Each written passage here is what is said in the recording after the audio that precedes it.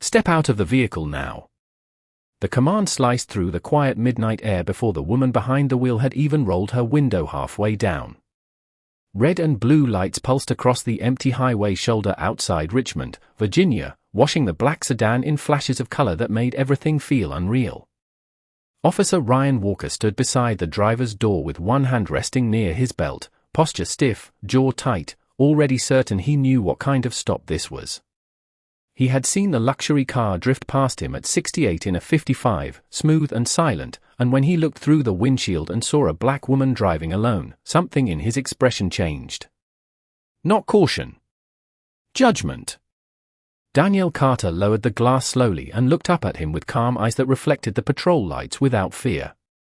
She wore a charcoal blazer, no jewelry except a plain silver watch, her hair pulled neatly back, the kind of composure that usually made people lower their voices around her. Ryan did the opposite.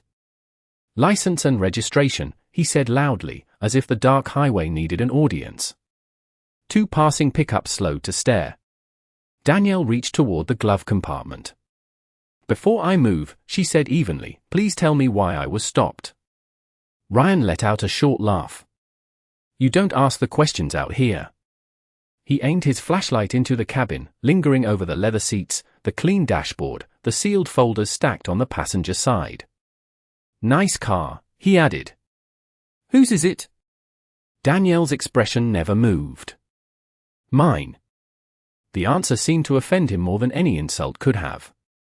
He stepped back and motioned toward the shoulder. "Out of the car. Now."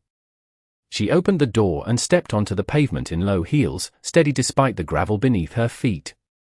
The wind tugged lightly at her jacket. She placed both hands where he could see them and waited. No anger. No panic. Just patience. Ryan circled the sedan slowly, scanning the plates, then the windows, then her again. "You know what usually happens at this hour?" he asked. "People run fake tags, borrowed vehicles, bad stories."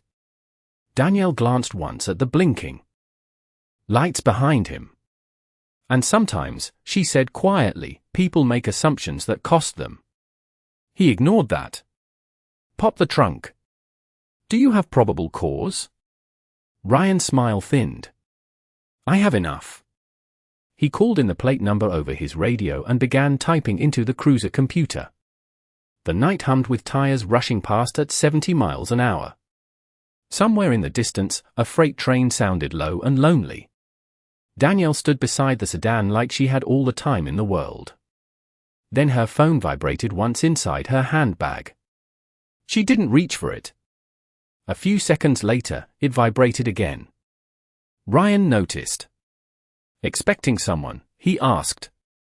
"You are," she replied. That made him stop typing. Only for a second. Then he straightened, irritation sharpening every movement. "Listen carefully. I don't know who you think you are, but out here, my badge decides how this goes."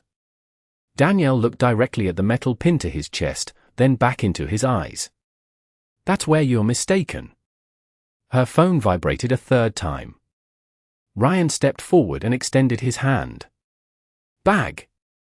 No, the word was calm, almost gentle.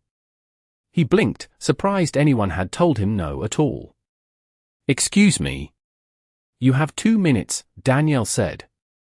Traffic hissed past. The patrol lights kept turning. And somewhere inside the cruiser, the computer screen began to load a file that would change the rest of Officer Ryan Walker's night. Ryan Walker hated silence because silence gave other people room to think. He snatched Danielle Carter's handbag before she could move and set it on the hood of the sedan beneath the spinning patrol lights. "You are making this harder than it needs to be," he said, voice raised again for the benefit of the passing drivers who slowed to watch. Danielle did not reach for the bag. She simply folded her hands in front of her and looked at him the way someone might look at a clock already running out. "No," she said softly, "you are." He unzipped the bag and began pulling items out one by one with exaggerated impatience. A notebook. A charger. A slim wallet. A sealed government envelope with no return address. Ryan held it up between two fingers. Interesting. Danielle's expression did not change. Very. The wind swept across the shoulder and rattled the roadside grass. A tractor-trailer thundered by, shaking the ground for a second. Ryan ignored it all. He flipped open the wallet expecting to find something ordinary, something that would confirm every assumption he had made the moment he saw her behind the wheel. Instead he found a dark credential sleeve stamped with a federal seal and a barcode strip beneath it. His smirk faded just enough to notice. Then he recovered. "Anyone can print fancy cards," he said. He turned toward the cruiser and marched back to the driver's side computer. Danielle remained where she was, posture straight, coat moving lightly in the cold breeze. The computer screen glowed across Ryan's face as he entered the credential number. He waited. Nothing. Then the system refreshed. A red banner appeared first. Restricted access. His jaw tightened. He typed again, slower this time, adding a supervisor override code. The page changed. Another message filled the screen. Authorization level above local jurisdiction. Contact Federal Command immediately. Ryan stared at it as though the machine had insulted him personally. He glanced over his shoulder at Danielle. She was still calm, still silent, still standing exactly where he had left her. The radio cracked to life before he could process what he was seeing. Unit 12, confirm location. Ryan grabbed the microphone. Traffic stop on Route 17. Routine. There was a pause on the other end, longer than normal. Then a different voice came through, sharper, older, carrying command in every syllable. Unit 12, do not classify that stop as routine. Repeat, do not classify as routine. Hold position. Ryan looked back at Danielle again. What did you do? He asked. She almost smiled. I drove home. The highway lights in the distance shifted. Headlights approached fast, then faster, then split into 3 separate vehicles moving in formation. Black sport utility vehicles, clean and unmarked, closing the gap with disciplined precision. Ryan stepped away from the cruiser as they pulled onto the shoulder behind his patrol car. Doors opened in near-perfect sequence. Men and women in dark jackets stepped out with earpieces and clipped movements that said they did not waste time explaining themselves twice. One of them, a tall woman with silver hair and a tablet in hand, walked directly past Ryan as if he were a traffic cone. She stopped in front of Danielle and gave a small nod. Director Carter, we apologize for the delay. Ryan felt the world narrow around a single name. Director. Danielle accepted her handbag, then looked toward the scattered contents still lying on the hood of her car. No delay, she said. This stop has been very informative. Another agent moved to Ryan's cruiser and read the still glowing screen. He turned slowly toward the officer who had started the night so loudly. Badge number, he said. Ryan swallowed. For the first time since the lights came on, he had nothing ready to say. The night that had belonged to Officer Ryan Walker now belonged to everyone watching him lose it. Cars passing on Route 17 slowed almost to a crawl, drivers turning their heads toward the row of flashing lights and black government vehicles lined along the shoulder like a moving wall. Ryan stood beside his cruiser with his shoulders locked, badge suddenly feeling smaller than it had 10 minutes earlier.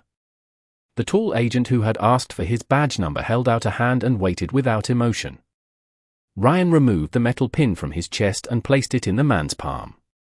No argument. No speech. Just the faint click of metal changing hands. Danielle Carter gathered the items that had been spread across the hood of her sedan and placed them back into her handbag with careful, unhurried movements. Notebook first. Wallet second. Government envelope last. Every motion was controlled, and that control said more than anger ever could. Ryan tried to find words that sounded useful. I did not know who you were. Danielle looked up at him for the first time since the agents arrived. That is correct, she said. You did not know anything. The sentence landed harder because it was quiet. One of the agents approached with a tablet. Director Carter, State Command is requesting immediate contact.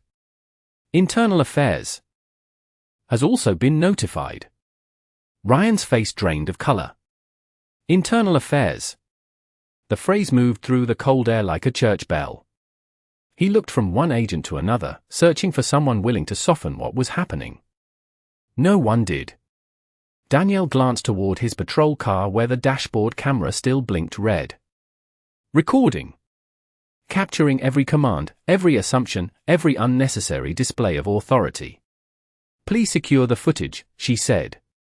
Another agent nodded and stepped toward the cruiser. Ryan finally broke his silence. I was doing my job. Daniel turned toward the highway, watching the stream of headlights disappear into darkness before answering. No. You were performing certainty. She faced him again. Those are not the same thing. Somewhere behind them, a tow truck was being requested over the radio for the cruiser pending review. Even the sounds of the night had changed sides.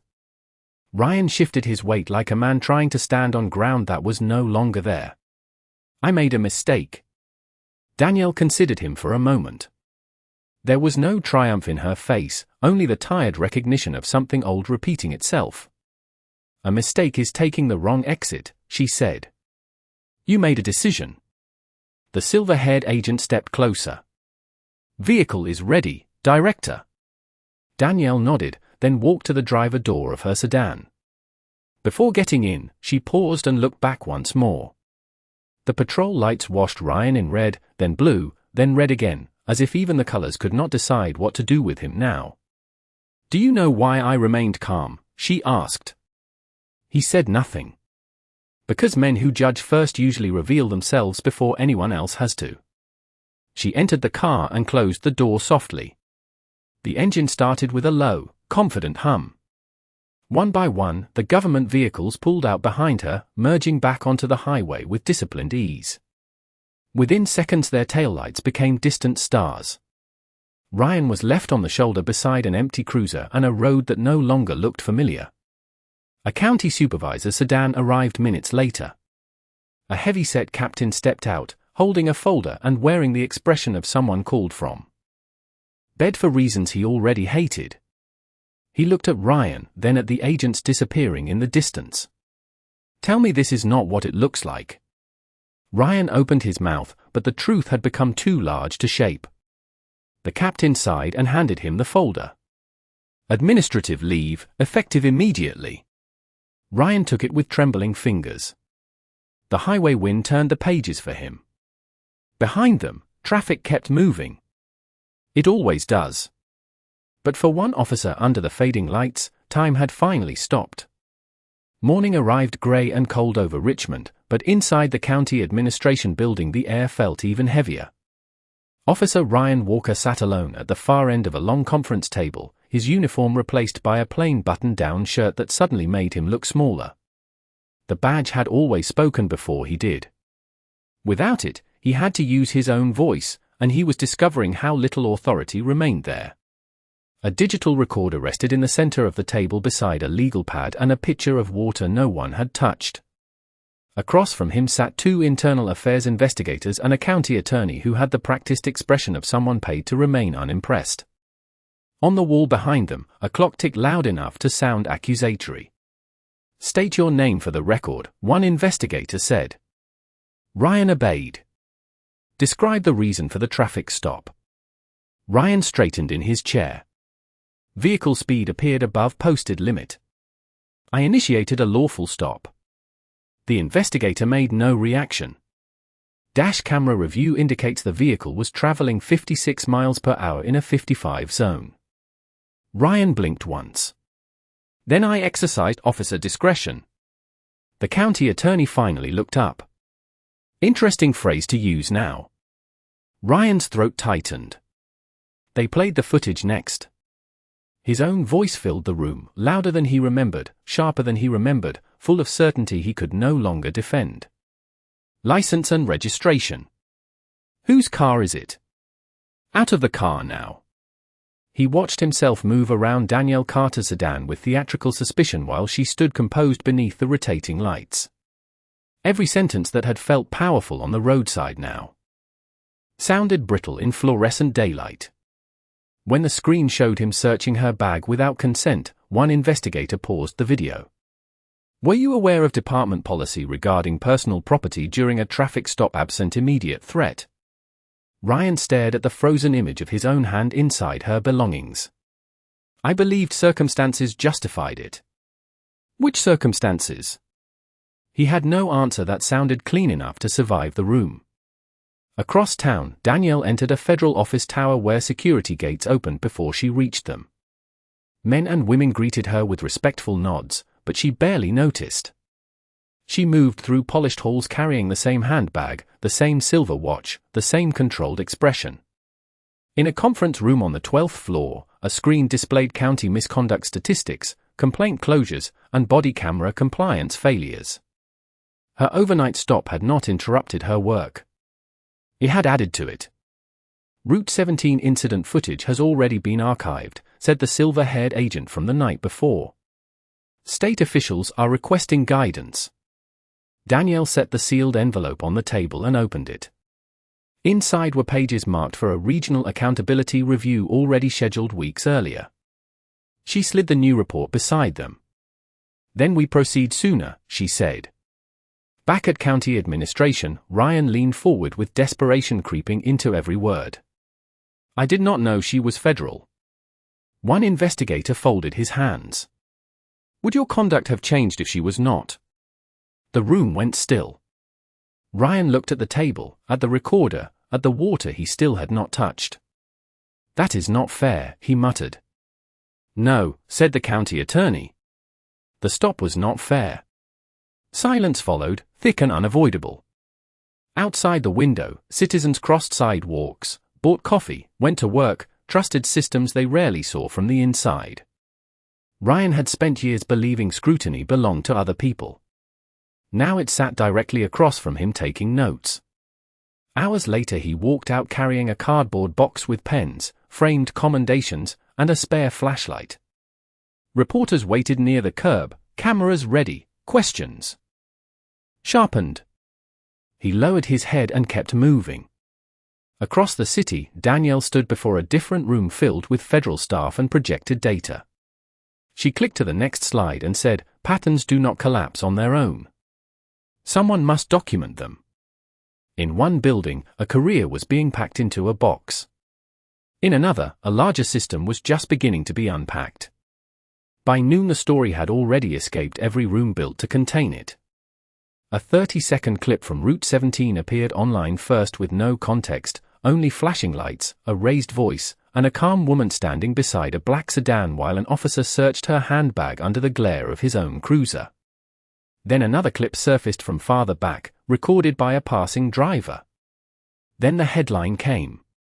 "Local officer placed on leave after stop involving federal director." By 2 o'clock, every newsroom in Richmond wanted a statement. Ryan Walker sat in his apartment with the television muted and the captions running like accusations across the screen. His uniform shirt hung over a kitchen chair where he had dropped it the night before. The place was neat in the way lonely apartments often are, organized but empty.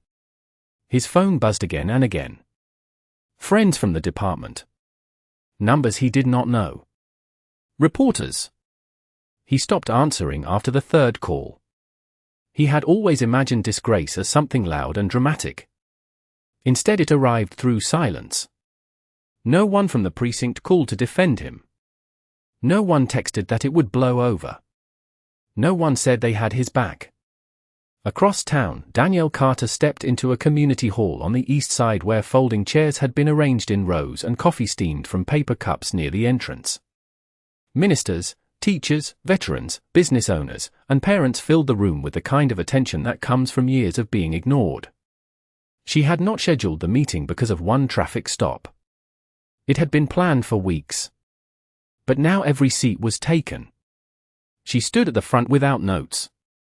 "What happened last night was visible," she said. "Many things never are." Heads nodded across the room. A retired school principal raised her hand. "Will anything change this time?" Danielle did not rush the answer. Change is slower than outrage, she said. But slower does not mean impossible. She presented data from stops concentrated in certain neighborhoods, complaints dismissed without review, cameras switched off at convenient moments, warnings given unevenly depending on who was behind the wheel. She did not shout. She did not dramatize. Facts, when arranged honestly, carried their own weight. In his apartment, Ryan watched a different channel where commentators debated whether the footage showed bias or bad judgment. He wanted to reject both options, yet each replay made denial harder to hold. He remembered the first thing he noticed that night had not been speed. It had been her face. Then the car. Then the story he built from both before saying a single word. He muted the television again and stared at his reflection in the dark screen. For the first time in years, he did not like the man looking back. Late afternoon rain began tapping the windows of the city. Outside the community hall, people waited after the meeting just to thank Danielle for showing up. A mechanic in grease-stained coveralls told her he had been stopped 6 times in 1 year driving home from work. A nurse said her teenage son now kept both hands on the steering wheel whenever he saw lights behind them, even when she was driving. Danielle listened longer than she spoke. Listening was another form of authority people often underestimated. As the crowd thinned, the silver-haired agent approached with a folder.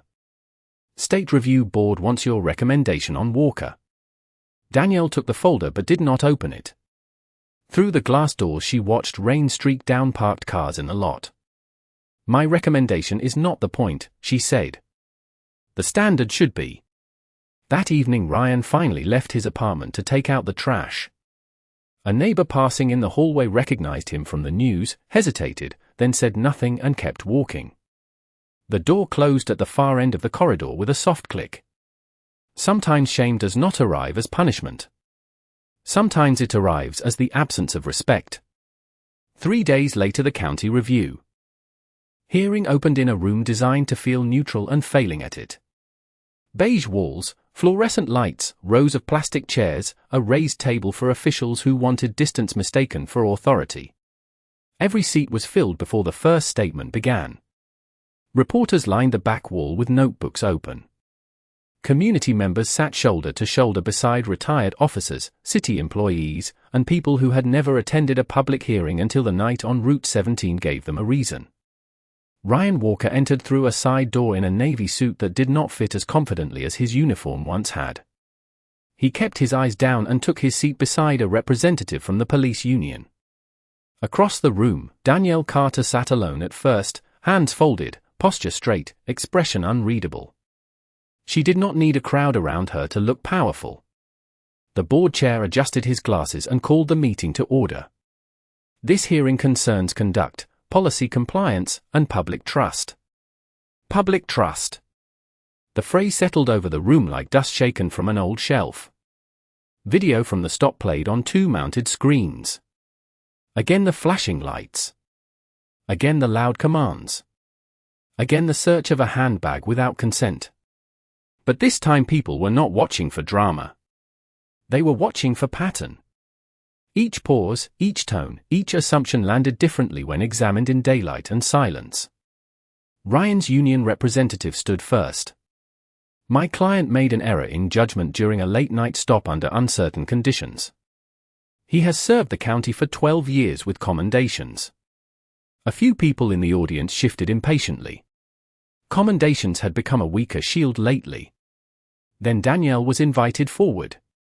She stood, walked to the witness table, and took her seat without hurry. The room grew still in the way rooms do when they know something honest is about to happen. Director Carter, the chair began, what is your assessment of the stop? She looked at the board members one by one before answering. The stop itself is less important than what fueled it. Pens began moving across notepads. Explain. Danielle folded her hands. He did not approach with curiosity. He approached with conclusion. Once a person begins there, every fact becomes decoration. Even the reporters stopped shuffling papers. She continued. He questioned ownership before identity.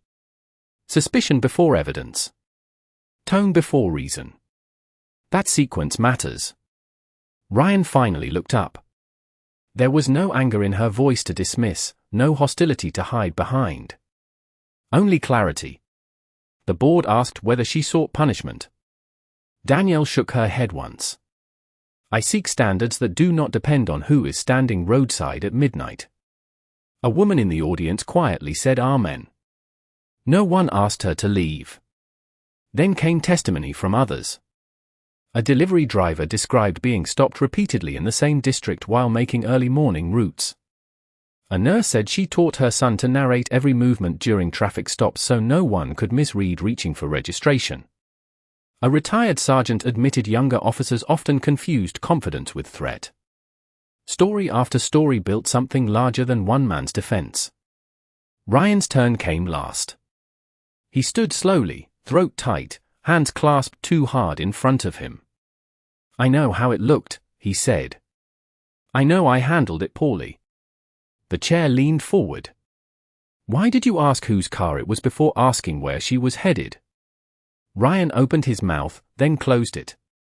He could not say the truth without condemning himself. He could not lie with cameras in the room. I do not know, he said at last. It was the first honest sentence he had spoken since the stop. The board recessed for deliberation. Murmurs filled the chamber like low thunder. Danielle returned to her seat and looked straight ahead. Ryan remained standing alone near the witness table, a man learning too late that authority can borrow respect for years, but truth collects interest the whole time. When the board returned, no one in the chamber pretended not to care. Conversations died mid-sentence. Chairs stopped creaking. Even the reporters lowered their phones as the members took their seats with folders in hand. The chair adjusted the microphone and spoke in the measured tone officials use when they know their words will be replayed all evening. After review of testimony, policy records, and video evidence, this board finds that former Officer Ryan Walker engaged in conduct inconsistent with departmental standards and public trust. Former. The word reached Ryan before the rest of the sentence did. It changed the shape of his face instantly. Effective immediately, his resignation in lieu of termination is accepted. State certification review will proceed separately. Additional policy reforms are recommended and adopted for implementation within 90 days. Applause broke out from the back row before the chair could ask for order. It spread in bursts, then faded into a room full of released breath.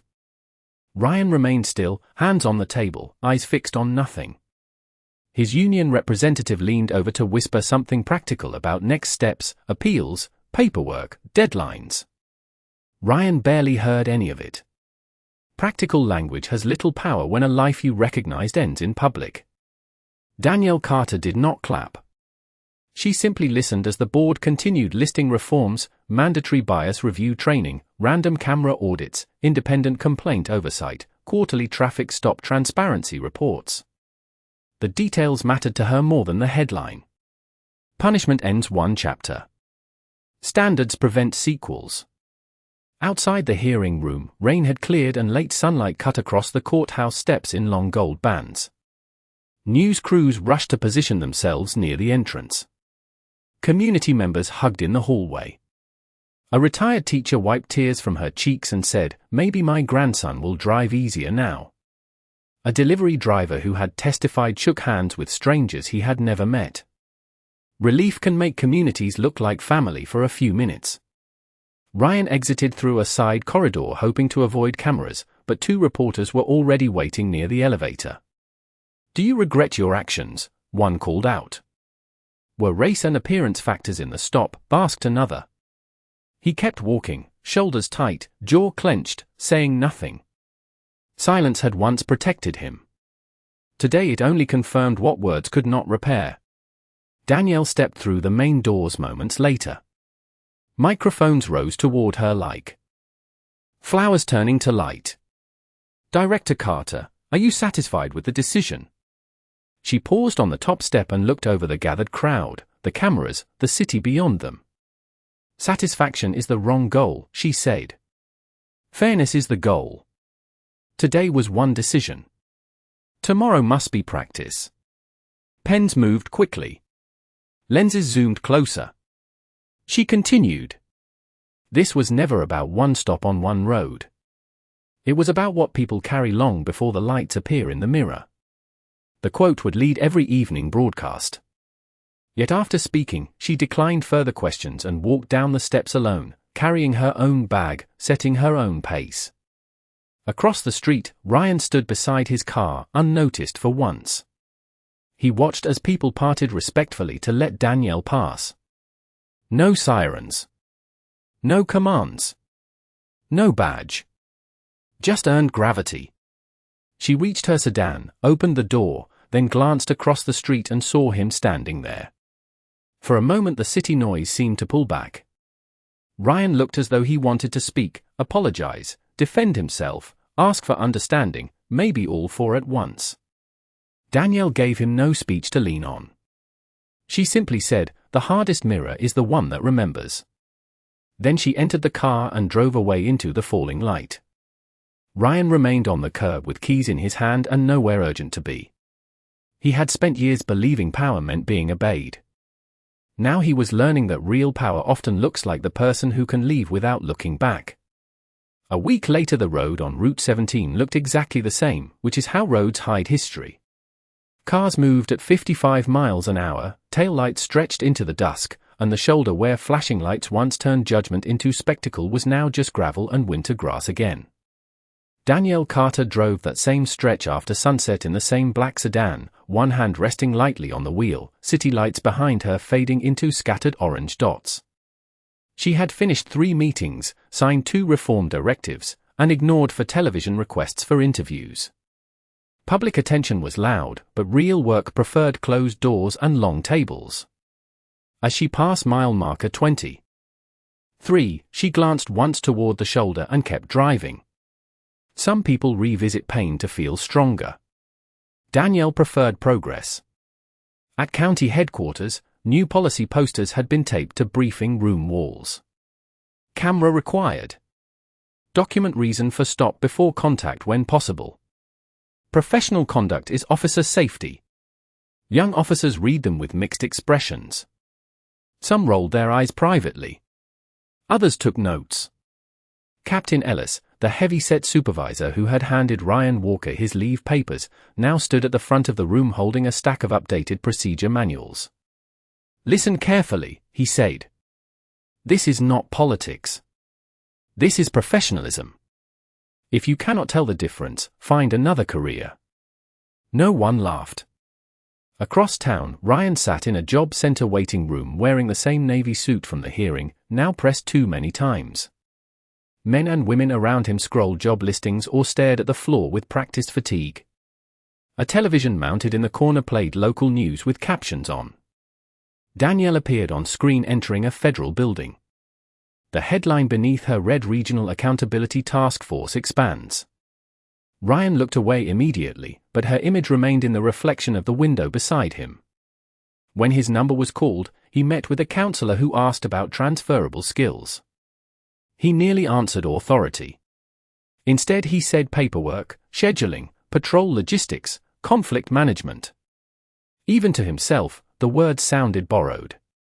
That evening Danielle attended a small dinner at her mother's house on the north side of Richmond. Nothing formal. Baked chicken, green beans, cornbread, family voices layered over each other in warm competition. Her mother set down a plate and studied her face the way mothers can read years in a glance. "You look tired." Danielle smiled. "That means I am working." Her younger nephew, no older than 10, asked the question adults had politely avoided. "Did you get the bad cop fired?" Fawkes paused. Danielle looked at him gently. "No," she said. "He fired himself long before I met him." Her mother nodded once as if confirming something old and true. Later that night Ryan stepped out of his apartment to check the mail. A package sat in the lobby with no return address. Inside was his former badge, officially decommissioned and mounted in a plain envelope with state paperwork confirming suspension pending final certification review. No note. No ceremony. Just metal without meaning. He held it in his palm for a long time under the buzzing lobby light. It felt lighter than he remembered. On the same night, Danielle parked in her driveway and sat for a moment before going inside. The house was quiet. She could hear distant traffic, a dog barking somewhere down the block, wind moving bare branches against each other. Her phone buzzed with a message from the silver-haired agent, new counties requesting assistance. "Ready when you are." Danielle typed back one word. "Always." She stepped out, locked the car, and looked up at the clear sky. Some victories arrive with cheers. Others arrive as more work. Miles away, Ryan placed the useless badge in a kitchen drawer and shut it hard. In another home across the city, Danielle placed fresh case files on her table and opened the first one.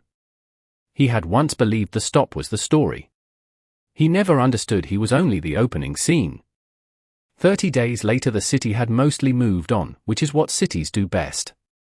New scandals replaced old ones, fresh headlines crowded yesterday off the screen, and people returned to work carrying private worries that never make the news.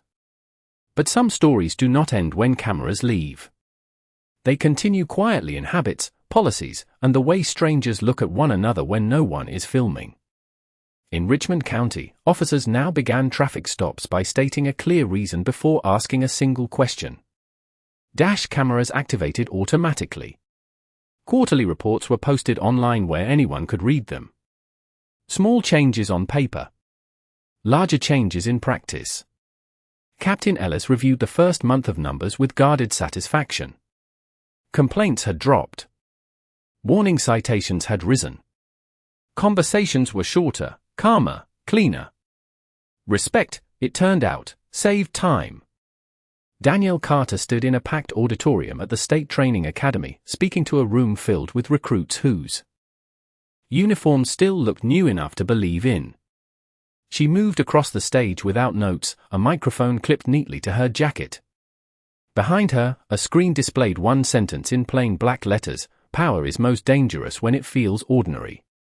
The room stayed silent.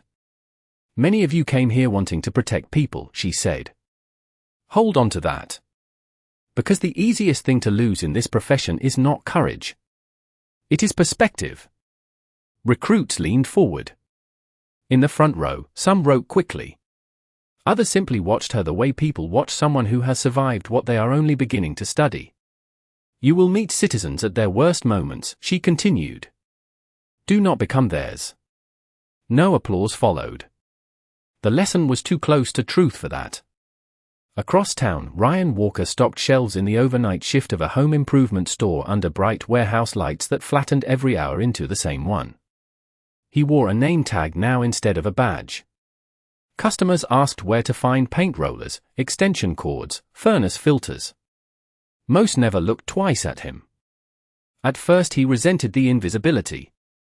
Then he realized invisibility was what many people had begged him for during traffic stops and never received. Humility often enters through doors pride never notices. Near midnight, a man in work boots recognized him from the news clip and paused his cart. Ryan braced for ridicule. Instead the man said, "Hope you learned something," then kept walking. The sentence followed him longer than any insult could have. That same evening Danielle drove home along Route 17 after leaving the academy. The highway was clear, moonlight silvering the lanes. As she passed mile marker 23, she eased off the gas and pulled briefly onto the shoulder where it had all begun. No lights. No sirens. No audience. Just wind moving through dry grass and the distant sound of tires rushing somewhere else. She stepped from the car and stood beneath the cold stars. People often imagine justice as thunder, as handcuffs, as dramatic endings. But standing there, Danielle knew justice was often quieter than that. Sometimes it was policy. Sometimes it was training. Sometimes it was one person deciding not to repeat what harmed them. Her phone buzzed with a message from the silver-haired agent: 2 more counties signed on tonight. Danielle smiled faintly and typed back, "Good." She looked once more at the empty road, then returned to the driver's seat and merged back into traffic. Miles away, Ryan finished facing shelves and clocked out just before dawn. He stepped into the parking lot as morning light spread slowly across the horizon. For the first time in a long while, he did not blame anyone else for where he stood. The road ahead of both of them was different now. She moved forward with purpose. He moved forward with consequence. And somewhere between those two paths lived the truth he learned too late. He thought the badge gave him power, but character had been the real clearance all along.